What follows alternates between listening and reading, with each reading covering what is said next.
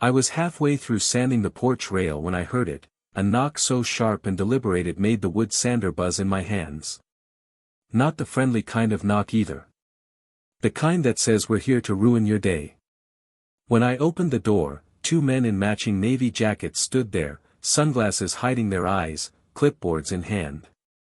The white SUV idling at the curb had "Neighborhood Compliance" stenciled on the side in bold block letters. It was the first time I'd seen that vehicle in our quiet cul-de-sac, and I'd been living here on and off since I was a kid. "Are you the property owner?" one of them asked without introduction. I said I wasn't. The house belonged to my grandpa, Robert Lawson. Vietnam vet, retired machinist, the kind of man who could fix a truck engine and carve a turkey in the same afternoon. He'd lived here for nearly 40 years, long before any homeowners association even existed. The man on the left made a note on his clipboard. "We've had multiple reports of non-compliance and safety violations," he said. "We'll need to conduct an interior inspection immediately." I frowned. "We're not part of the HOA. And even if we were, you don't get to just walk in." That's when Grandpa came to the door behind me, leaning on his cane. "What's this about?" They ignored me and addressed him directly. "Sir, this is official HOA business. Failure to cooperate can result in immediate penalties, including eviction." Grandpa chuckled, the kind of dry, dangerous laugh that means trouble's coming. "Evict me? I built this porch myself. You boys need to leave." But they didn't leave. One stepped forward. "Sir, we have the authority to enter." The next few seconds happened fast. Grandpa moved to block the doorway, the man shoved past, Grandpa pushed back, and then there was a sickening crack. His cane clattered to the floor. My grandpa stumbled, clutching his arm, his face twisted in pain. I froze for half a heartbeat before shoving the man out the door and slamming it shut. My hands were shaking so badly I almost dropped my phone dialing 911. The so-called officers didn't stick around. By the time the sheriff arrived, the white SUV was gone. No license plate in the front, and the rear plate was covered in some kind of reflective film that blurred in the sunlight. The deputy took our statements and frowned.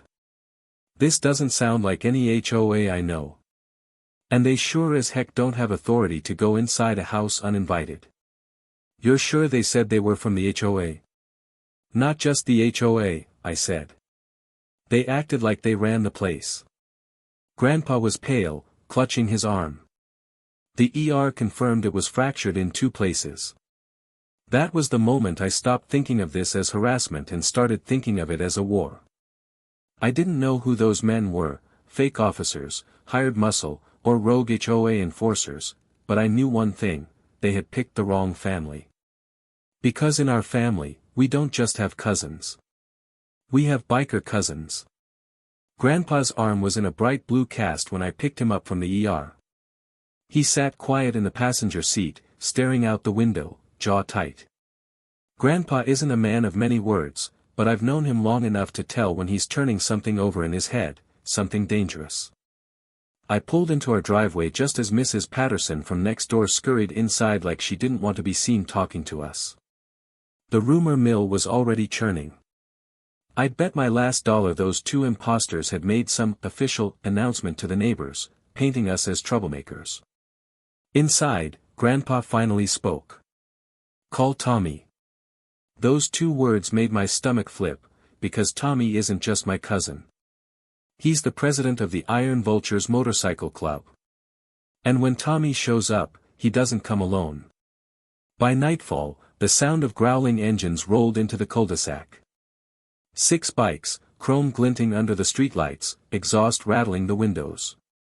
Tommy led the pack, black beard, leather cut with the club's patch on the back, and that slow, dangerous grin he gets when he's about to solve a problem.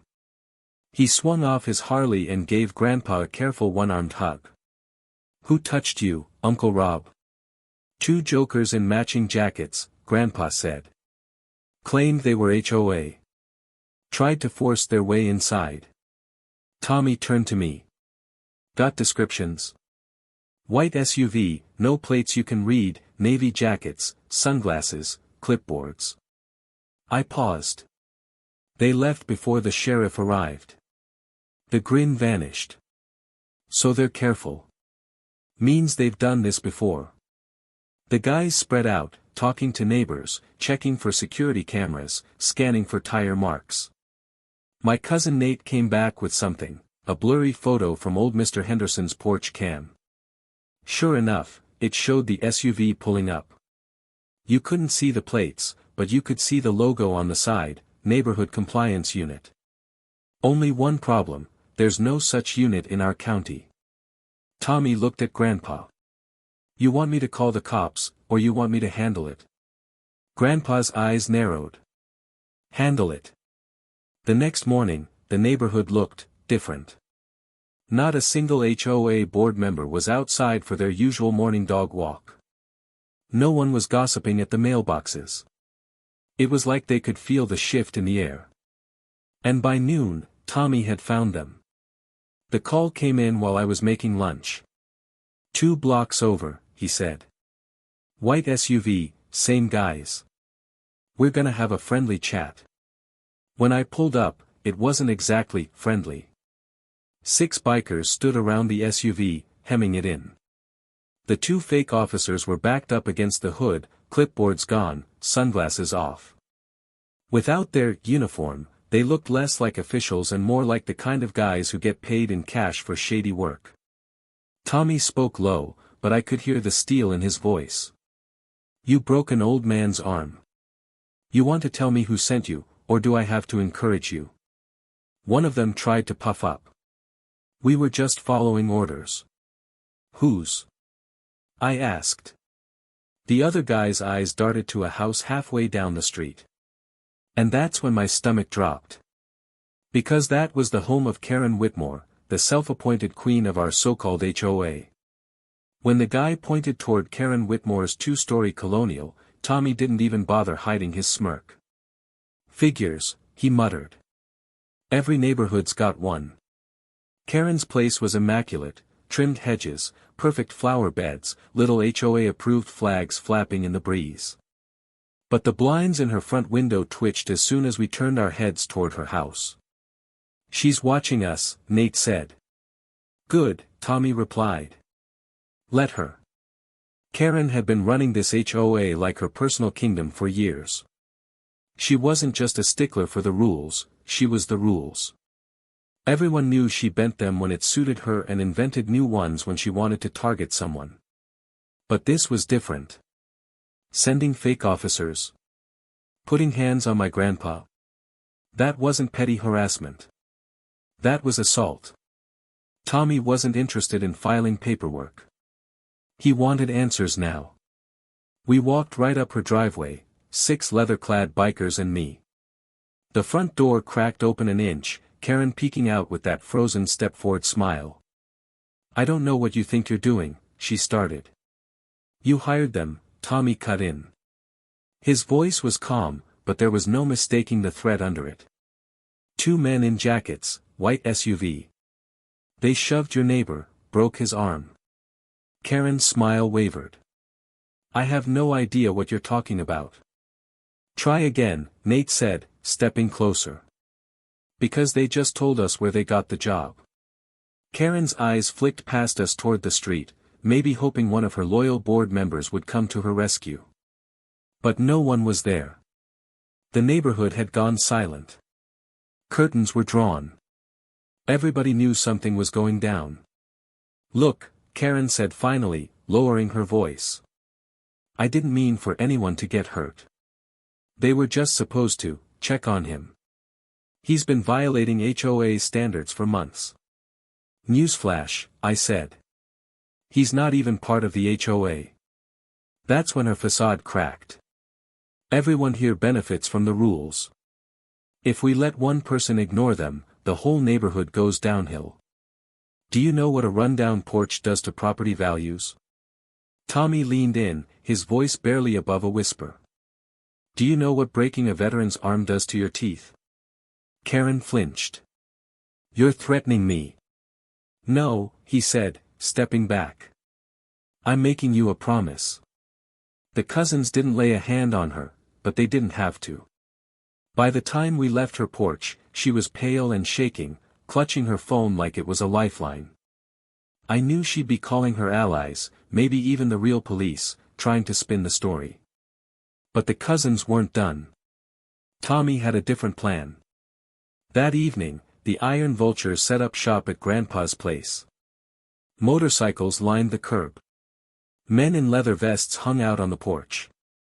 Neighbors peered through blinds like they were watching an episode of Sons of Anarchy filmed on their street. It was intimidation, sure, but it was also protection. If Karen or her hired muscle tried anything again, they'd have to go through all of us. The real turning point came 2 days later, when Nate came back with a fat manila envelope. "Pulled this from county records," he said, dropping it on the table. Inside were copies of HOA financial statements, property deeds, and a signed security contract between Karen and a private enforcement agency, the same one her thugs were from. The kicker. The contract was paid for with HOA funds. The morning after we found the contract, Tommy laid it out on Grandpa's kitchen table like a war map. There it was in black and white, Karen's signature, the name of the private neighborhood compliance outfit, the dates, and the payment drawn directly from HOA community funds. She'd used her neighbors' dues to hire muscle to do her dirty work. And worse, the contract explicitly allowed physical enforcement when necessary. She signed off on breaking bones, Nate said flatly. Now she gets to answer for it, Tommy replied. But instead of going straight to the sheriff, Tommy wanted to make sure the entire neighborhood knew exactly who their HOA president really was. So, the Iron Vultures planned a little community awareness event. By 10 a.m. on Saturday, our front yard was transformed, long tables with coffee and donuts, folding chairs lined up in neat rows, and a big portable screen hooked to a projector. On it? The security footage of the white SUV pulling up to Grandpa's house and the 2 thugs shoving past him into the doorway. We didn't invite just the neighbors. We put flyers on mailboxes 2 streets over, posted in local Facebook groups, and even tipped off the small-town reporter who covers local interest stories. When people started arriving, they were curious. By the time they'd watched that video and seen the contract with Karen's signature on the screen, curiosity had turned into outrage. Karen didn't show up until halfway through, flanked by 2 board members. She tried to interrupt, raising her voice about defamation and private HOA business, but the crowd wasn't buying it anymore. "Is this your signature, Karen?" Tommy asked, holding up the blown-up copy of the contract. She hesitated, just long enough for everyone to see it wasn't a slam-dunk denial. "It's taken out of context." "What's the context for breaking a 72-year-old veteran's arm?" Nate shot back. Someone in the crowd yelled, "We want a vote to remove her." And just like that, the mob wasn't hers anymore. The next 48 hours were chaos. Board members started resigning. Homeowners began demanding refunds of their dues. The official HOA Facebook page went silent. And Karen? She stopped showing her face in public altogether. But the cousins weren't done. Tommy had noticed something in those financial records, a line item labeled, Maintenance Reserve, Private Lake Access Renovation, with a suspiciously large dollar amount. Trouble was, there's no lake in our HOA boundaries. That meant Karen was funneling money somewhere else. And if we could figure out where, we'd have her for more than just abuse of power, we'd have her for fraud. It was Nate who cracked it. He cross-referenced the lake access renovation expense with county property maps and found a private dock on a small lake 3 miles away, not in HOA territory, not community-owned.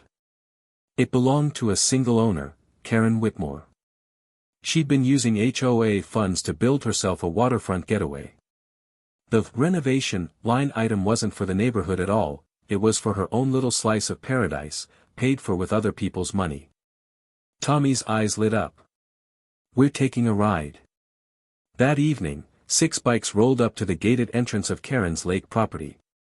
The gate was locked, but Nate had already spotted the security camera. He walked right up, holding a large manila folder to the lens. Inside was every piece of evidence, the assault contract, the bank statements, and photos of her private dock. "Smile for the camera, Karen," he said, and dropped the folder right inside the gate. We didn't have to wait long. The next morning, I got a call from the same county reporter who'd covered our community awareness event. She'd been tipped off, anonymously, of course, about financial irregularities in the Oakwood Estates HOA. The reporter wanted to meet. When the Sunday paper hit front porches, the headline said it all. HOA president accused of misusing funds, hiring illegal enforcers.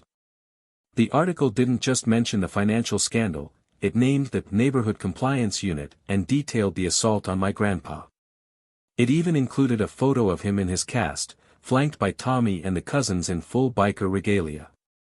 By Monday, Karen had resigned.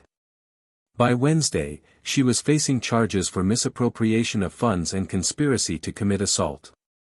And by Friday, her lake property had been seized pending investigation. But the best part? The HOA voted to dissolve entirely. Without Karen, nobody wanted the job, and the board simply collapsed. Grandpa sat on the porch that weekend, arm in a sling, watching the sunset. "Guess it's quiet again," he said with a small smile. Tommy grinned. "For now. But if anyone else comes knocking," Grandpa finished for him, "they'll meet the family." The cousins roared with laughter, engines starting up one by one. The sound rolled across the neighborhood like a warning, this street takes care of its own.